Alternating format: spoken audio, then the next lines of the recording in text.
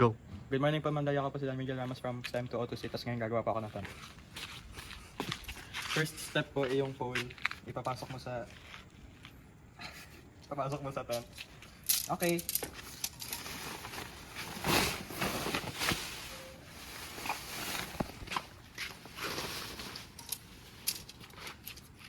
Dito po siya ipapasok sa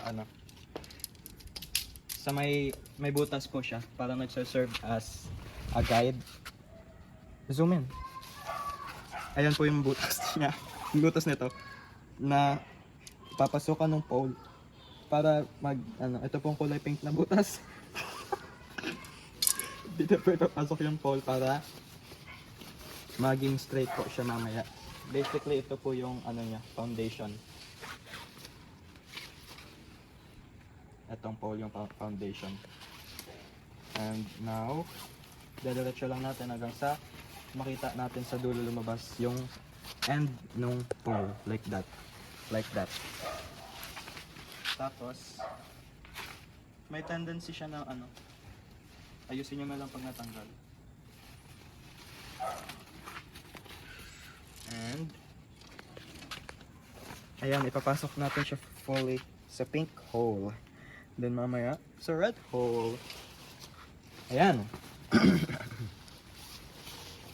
This is the now uulitin, repeat the process lang sa red hole.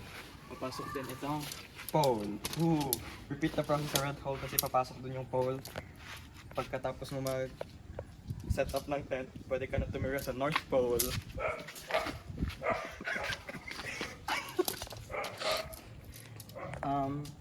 Ayun, repeat the process lang. Start from the bottom and then work your way up to the top.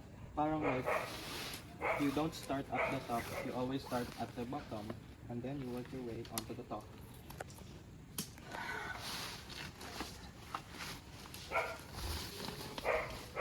Just like kanina, same process. Ipapasok mo lang yung pole sa mga hole so that ayan.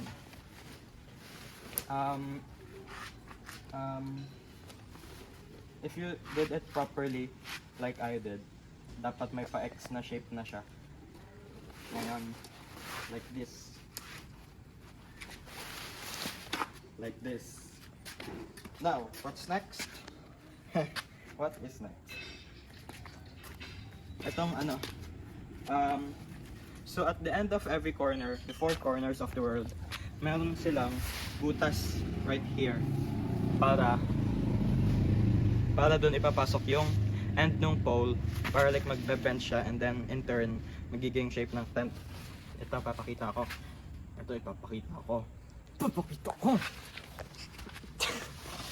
Here is, ayan, that's the first hole. Let's move on to the second. Dito sa pangalawang hole, you have to bend it slightly para natanggal yung dulo. Anyways, yes, and then okay, so babalik tayo dun sa first hole kasi natanggal.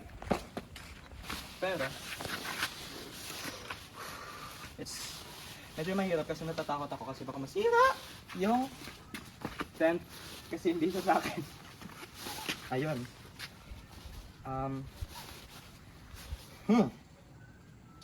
Okay, first pole is done. Just like that. Easy peasy, lemon squeezy. Ayan. Now the second pole, you just repeat the process again.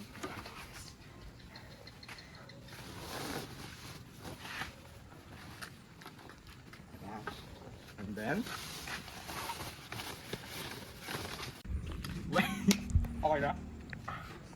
Okay na, like naka-play na. Oh. Welcome back, YouTube fam.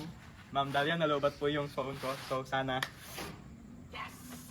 tanggapin niyo yung video ko. Kasi wala po siyang edit, wala po siyang cut. Basta nalobat lang yung phone ko. So anyways, let's keep going. Ito na yung second pole. Diba? Wala akong banago, wala akong cuts. Kasi po ma'am, nalobat lang po talaga yung phone ko. Kaya tanggapin niyo po yung tanggapin niyo po Sana yung gawa ko. Here it is, guys. We're almost done with our tent. We are almost done. Now, the final step is putting this. Ito po yung cover sa taas para protection against the weather, the storm, the ants, the bees, and the dirt. Ayan. And this is the end result, guys. Kaya, ito po yung end result. Sana tanggapin niyo yung gawa ko. Ideally, maglalagay kayo ng ground tarp sa ano, bago nyo i-set up yung tent or kung saan nyo i-set up yung tent.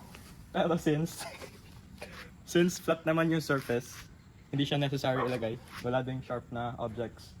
So, okay na yan. Okay na yan.